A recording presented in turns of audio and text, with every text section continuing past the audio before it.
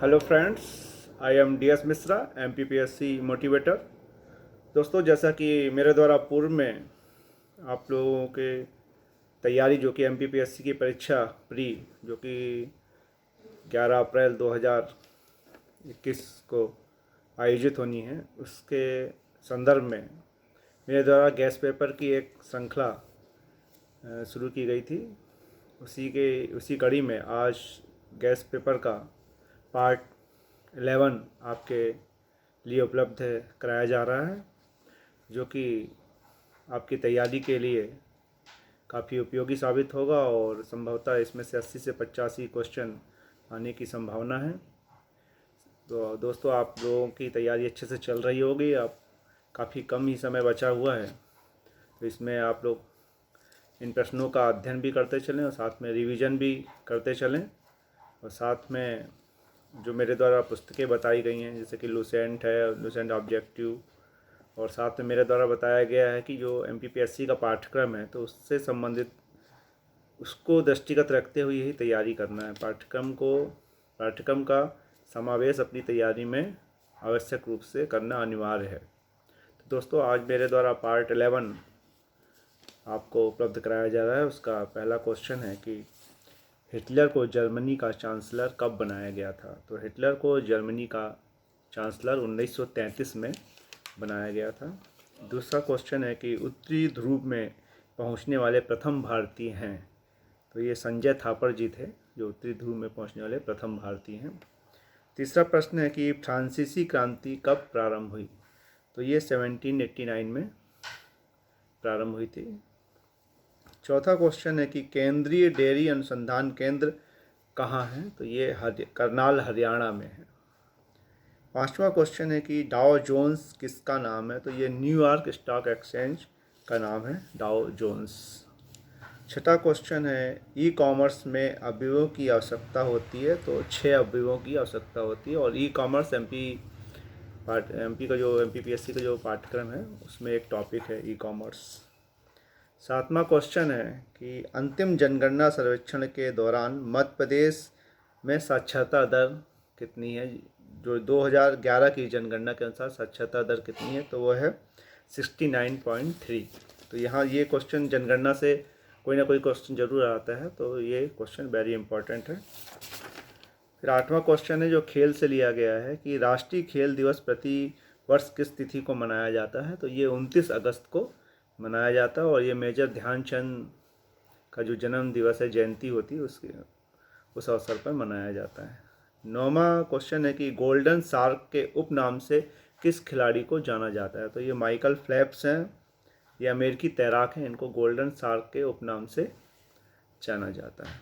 10वां question है, ये मध्य प्रदेश से लिया गया है। मध्य प्रदेश में एक टॉपिक है मध्य प्रदेश की परियोजनाएं, वहाँ से एक लिया गया है कि राजघाट परियोजना, रानी लक्ष्मीबाई परियोजना किस नदी से संबंधित है और किन प्रांतों की संयुक्त परियोजना है। तो ये बेतवा नदी से संबंधित है और ये मध्य प्रदेश व उत्तर प्रदेश की सीमा का ये संयुक्त परियोजना है, मध्य प्रदेश व उत्तर प्रदेश की।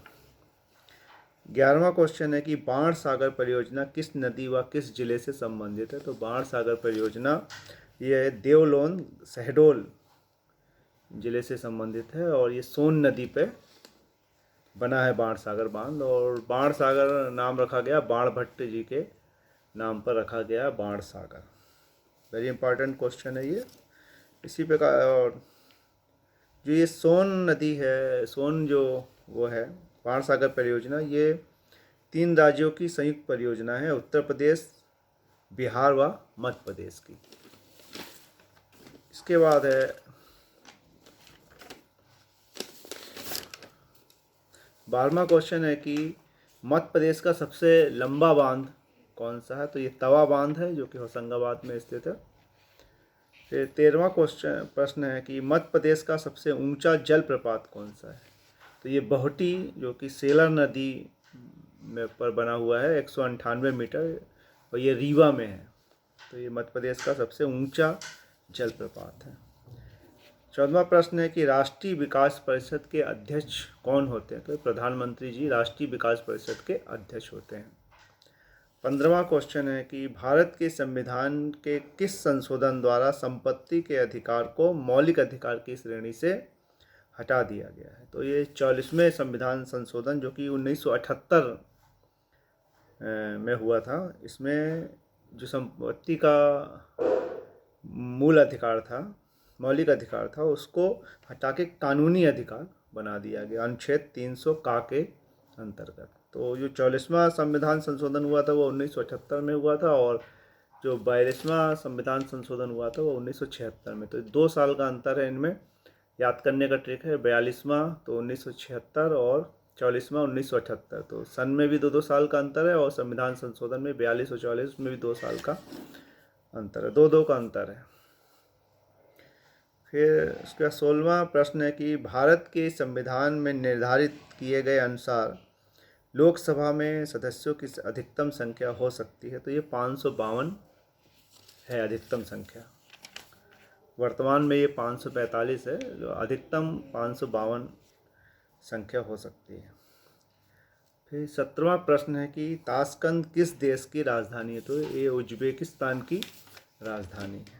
18वां क्वेश्चन है कि ये करंट से लिया गया, वेरी इंपॉर्टेंट क्वेश्चन है कि जम्मू कश्मीर को धारा 370 जम्मू कश्मीर से धारा 370 कब हटा? तो ये 5 अगस्त 2019। तो 370 से कोई ना कोई प्रश्न पहले पूर्व में आता था, इस बार 370 हट चुका है, तो वहाँ से एक प्रश्न आएगा, ये आ सकता है कि जम्मू कश्मीर से धारा 370 कब हटा? तो ये 5 अगस्त 2019। तो ये वेरी इंपॉर्टेंट क्वेश्चन है।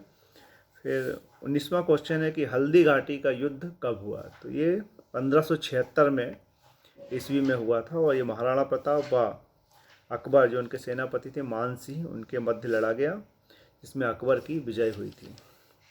फिर मध्य प्रदेश से क्वेश्चन लिया गया है, वेरी इंपॉर्टेंट क्वेश्चन है। कोई ना कोई मध्य प्रदेश में जो मेले होते हैं उनमें से कोई ना कोई एक क्वेश्चन जरूर आता है। तो वहाँ से क्वेश्चन है कि जल बिहारी का मेला किस जिले से संबंधित होता है? ये छतरपुर, जो कि सावन के महीने में मनाया जाता है, अगस्त सितंबर में आयोजित होता है। 21वां प्रश्न है कि महामृत्युंजय का मेला किस जिले से संबंधित हो? तो ये रीवा जिले से संबंधित है, और रीवा जो है वो बिछिया नदी के किनारे स्थित है। 22वां क्वेश्चन है कि मध्य प्रदेश में राई लोक नृत्य किस क्षेत्र से संबंधित है? तो ये बुंदेलखंड क्षेत्र से संबंधित है। 23वां प्रश्न है कि कर्मा नृत्य किस जनजाति का नृत्य है? तो ये बेगा जनजाति का नृत्य है, और ये मंडला बालाघाट में बेगा जनजाति पाई जाती है। 24वां क्वेश्चन है कि भर्तहरि की गुफाएं किस जिले में स्थित हो? तो ये उज्जैन जिले में स्थित है, और उज्जैन का प्राचीन नाम भी अवंतिका है। फिर 25वां क्वेश्चन है कि मगेंद्रनाथ की गुफाएं किस जिले से संबंधित है? तो ये रायसेन जिले से संबंधित है, और रायसेन बेतवा नदी के किनारे स्थित है। 26वां क्वेश्चन है कि मुक्ति बोध सजन पीठ किस विश्वविद्यालय से संबंधित है? तो ये हरि सिंह गौर विश्वविद्यालय सागर से संबंधित है, और ये हरि सिंह गौर विश्वविद्यालय मध्य प्रदेश का प्रथम विश्वविद्यालय है, और इसको केंद्रीय विश्वविद्यालय का भी दर्जा मध्य प्रदेश में प्रथम केंद्रीय विश्वविद्यालय भी हरि सिंह गौर विश्वविद्यालय है, जो कि सागर में स्थित है। फिर 27वां क्वेश्चन है कि मध्य प्रदेश में पर्यटकों का स्वर्ग उपनाम से कौन सा स्थान जाना जाता है? तो ये पचमढ़ी जाना जाता है। फिर 28वां क्वेश्चन है कि वन अधिकारों की मान्यता अधिनियम, जो अनुसूचित जाति और अनुसूचित जनजाति अन्य परंपरागत वन निवासी अधिनियम, तो ये अधिनियम कौन सा अधिनियम है? अधिनियम से कोई ना कोई क्वेश्चन आता है, तो ये 2006 अधिनियम कहलाएगा कि अनुसूचित जनजाति एवं अन्य परंपरागत वन निवासी अधिनियम, तो ये 2006। जनजाति हमारे MPPSC के टॉपिक में भी है, तो वहाँ से क्वेश्चन लिया गया है। फिर एक विज्ञान से क्वेश्चन लिया गया है कि गर्म मौसम में पंखा चलने से आराम महसूस होता है क्योंकि? तो हमारा पसीना तेज़ी से वाष्पीकृत होता है। फिर एक पॉलिटी से क्वेश्चन लिया गया है कि राष्ट्रीय आपातकाल से संबंधित अनुच्छेद कौन सा है? तो 352वां जो अनुच्छेद है वो राष्ट्रीय आपातकाल से संबंधित है, और अनुच्छेद से कोई ना कोई क्वेश्चन आता है। तो राष्ट्रपति शासन है वो 356 से संबंधित है, और वित्तीय आपातकाल 360 से संबंधित है। एक कंप्यूटर से एक क्वेश्चन लिया गया है कि वर्ड प्रोसेसर स्प्रेडशीट उदाहरण है, तो ये एप्लीकेशन सॉफ्टवेयर का है।